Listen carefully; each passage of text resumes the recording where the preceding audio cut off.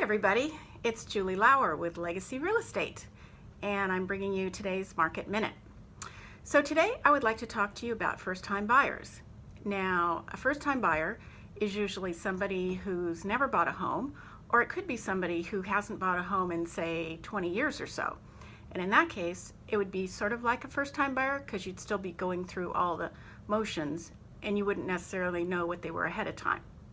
So I have a cheat sheet here with my 5 points just in case I get lost. So I may be referring to that from time to time.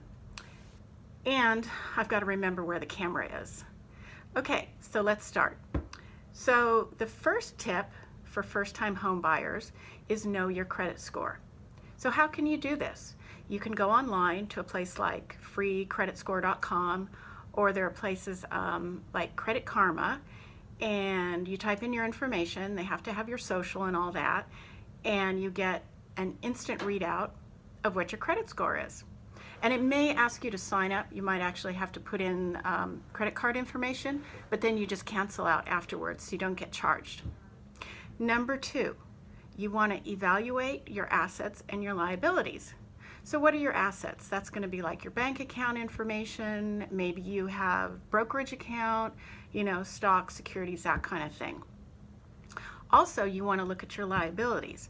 Now, your liabilities are going to be your debt. That's all liabilities are. It's just a fancy word for debt. And that's going to include car payments, reoccurring credit card payments. Maybe you have student loans. So you need to be aware of those as well, because that's going to factor into what kind of loan you can get. The third thing is gather your documentation. So documentation in this case is going to be bank statements and what are some other things? Bank statements, W-2s, any kind of income you get on a regular basis, because that's what's going to help qualify you for the loan.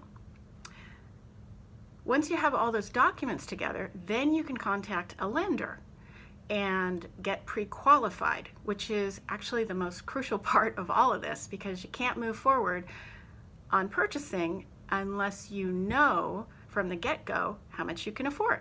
So that's really your starting point. And then the last thing is, how much of a down payment do you have? It's not like years ago where people were putting down 20% all the time.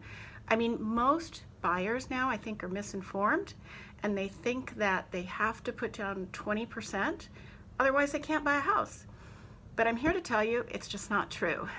So nowadays, you can actually buy with 10% down, 15% down.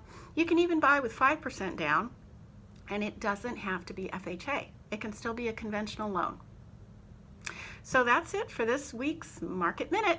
And of course, if you have any questions, just give me a shout out, and that'll be great. Okay, have a great day. Bye-bye.